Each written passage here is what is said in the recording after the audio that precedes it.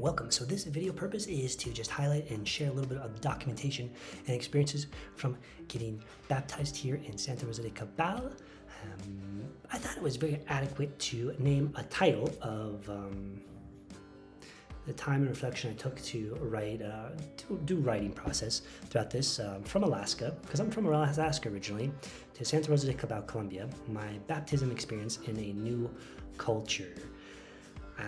Well, first thing I just want to mention that when you want to experience another culture, certainly making yourself open to learning what are customary activities, customary perspectives, customary ways of living a life in that culture. And if you're open to it, you're certainly going to have a deeper level of experiences when it comes to being in that culture. And getting baptized, let's say in Colombia, certainly fits what I just expressed there.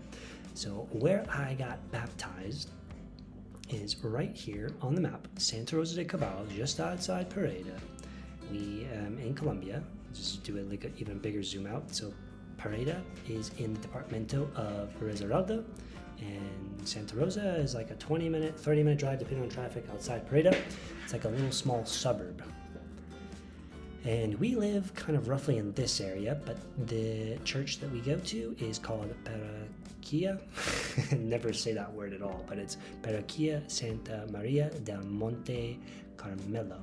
And just to give you an idea what it looks like on the outside before I show pictures, this is what it looks like, and it's very accurate to how it is now. This picture was actually just captured over a year ago, roughly.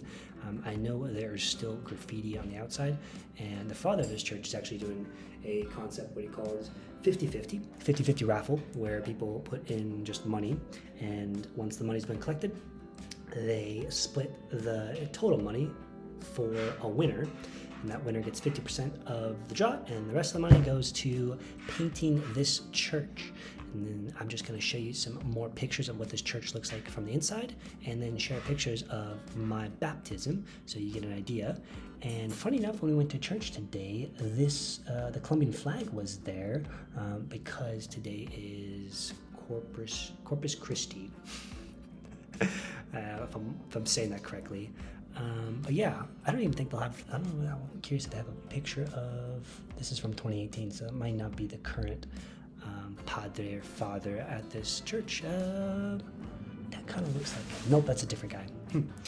But yeah, it's a cool church from the standpoint of you are really getting a cultural experience, because on any given Sunday, every service, you're seeing hundreds of locals attending, and generally the church is always packed. So when I say always packed, it probably has roughly 500 plus people every single service on a Sunday. Yeah. So these are some pictures from the baptism itself. My girlfriend Valeria. This is the front part of the church. This is my Colombian family, Valeria, the dad Orlando, the mom Gladys, and in the background over there is the dog Almendra. So this is like before the baptism took place. Let's fast forward to during the baptism. Here we go. This is just about where I was about to start. So it was myself, my Colombian family, and then two of our friends who are local. One's a local business owner, and the other individual sells boots, I think. Rodrigo and Alva Luz. They accompanied me for my baptism, and then also in addition to myself getting baptized, there were three other families baptizing their little girl. So those three daughters or the three girls that were getting baptized, they were probably no more than 2 years of age. And me being 29 years old definitely stick out.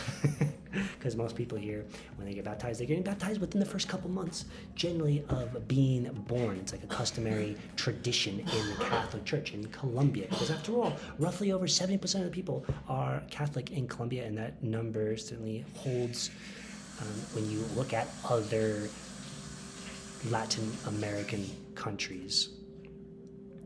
Religion plays a big part. So here's the Father Andres, Hilder Andres Gomez, forgetting his last name, but I wrote it in the Medium article. This is like one of the first actions he did. Well, he said some stuff before putting his finger on my forehead and making a cross. But he's a cool guy. It probably helps that I don't understand everything he's saying at times. Well, I shouldn't say that, but there's many times I don't fully understand everything that's being said throughout, whether it's the service or when I talk with him or just other people in general.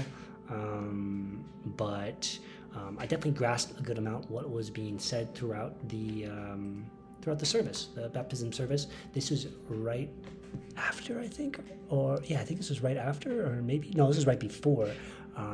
He placed water on my head. I think I have it here somewhere. It's probably one of the last pictures. Here we go. This is myself getting baptized in the moment, and it was pretty neat, and it definitely signaled to me how important this was for the family for me to get baptized. Because, for example, Valeria's mom had her hand on my shoulder, and during this process it was like a very exciting moment for her. And the reason I say is because like of her like crying with joy as this moment was happening like right before. And we didn't capture it on a photo, but I definitely remember that, and I remember Valeria mentioning that to me also.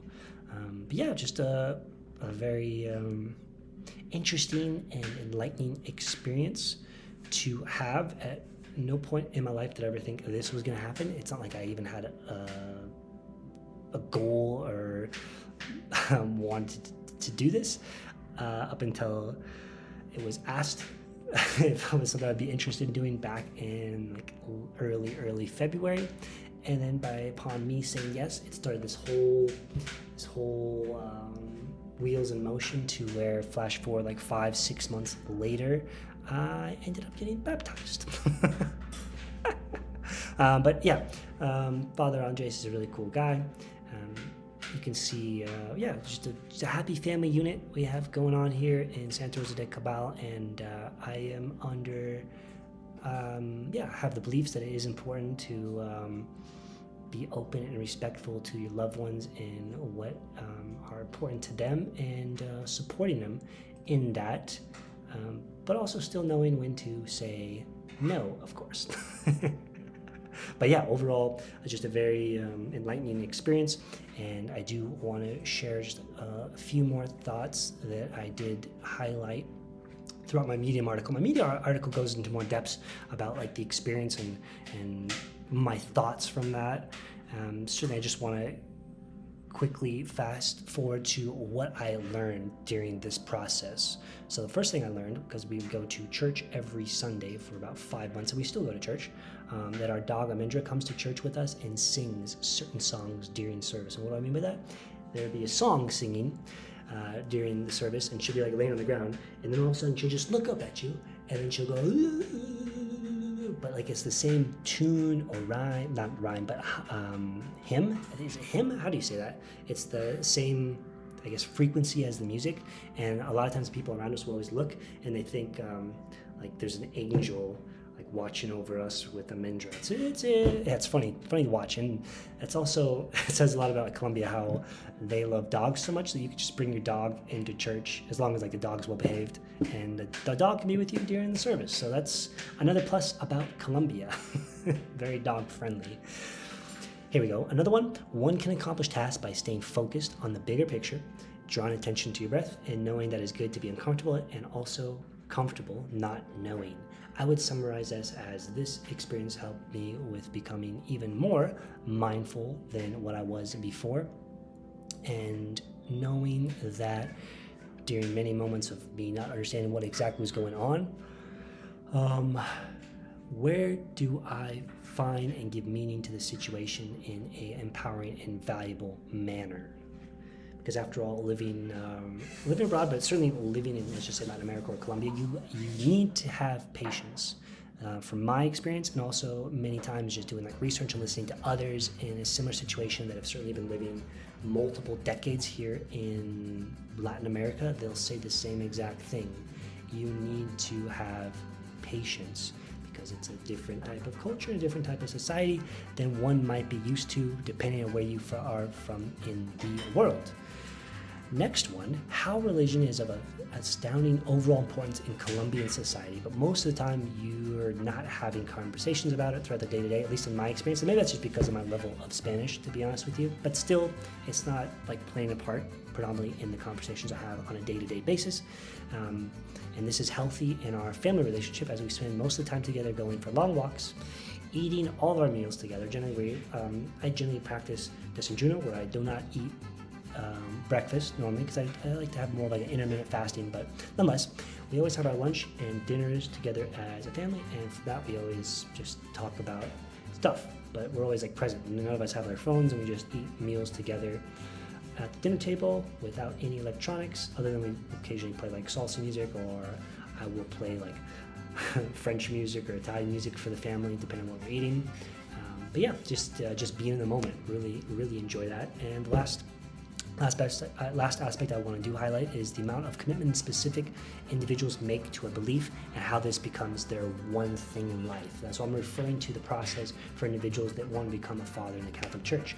From what was explained to me during like a service, one of the in-training fathers is on year 4 of 9 years that he has to commit his life to, then allowing him, once he does like 9 years of his service, then he's a father. And once he's a father, that's it. Like his life is built around serving in the Catholic Church.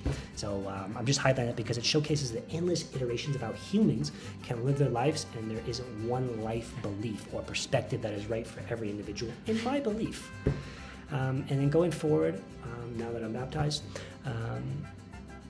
I'll be continuing, and we're still continually attending church here on a regular basis on Sunday in Santa Rosa de Cabal. Hopefully, I'll see if, I don't think our schedule's going to allow, but I still want to see if we can have lunch at some point with the father, because that'd be pretty neat to just see the father in a different environment other than in church, because I've only seen him in church and in his office and in processions, being long lines outside parades during certain festivals here in Colombia. So I'm now in the process. I don't know when it's going to happen, but I guess the next step in my journey, in this case, is going to be communion. And I'm not sure exactly when it's going to take place. It's most likely going to take place sometime later in 2024, when myself and Val return back from our time in Europe and maybe even Alaska. But I'm just making a note that this is something I'm still continually doing after becoming baptized. And I also have a life goal of later on, hopefully, I'm thinking by 2024, I'm planning on getting also baptized up in Mirror Lake, Alaska, because it's one of my dad's wishes, I know, before he dies. He would like to see me get baptized where he got baptized in Alaska, Mirror Lake, Alaska. It's just outside of Anchorage, Alaska. And I think also he's planning on, he's expressed to me that's where he wants to get laid to rest, as we'd say. He wants to get his ashes spread, is in Mirror Lake. It's a very beautiful part of that south central area of Alaska. And I just know it's a very meaningful thing for my dad, and I love my dad tremendously, and it's something I definitely want to help fulfill a wish of his.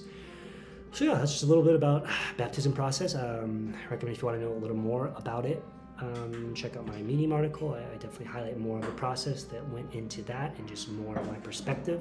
And just appreciate you taking the time to learn a little bit about how I'm experiencing the culture here in Colombia, in Santa Rosa de Cabal, in a more certainly untouristic way. I'm definitely off the tourist trail, as Johnny Mueller would say on Expats Living Abroad podcast, a podcast I would highly recommend if you're looking for an exit strategy, let's say, or plan B, or certainly detaching yourself from the country and wanting to live in Latin America. This individual's been doing this podcast for how many years now? 10 plus years? 15 years? I don't know, but he's lived in Latin America for over 20 years, and he is just an encyclopedia of knowledge when it comes to understanding the culture, the society, what to expect, sharing all the goods. This is his words: the goods, the bads, the ugly, and I don't know, the great, something like that. But it's an invaluable tool I've been fortunate and lucky to just naturally come across during my preparation or learning about where I wanted to spend time in the world. So with that, I'm signing out for now. Xander Clemens. Thank you so much for your time and attention, and see you in the next item of documentation that I create and share with whoever watches. Ciao, ciao for now.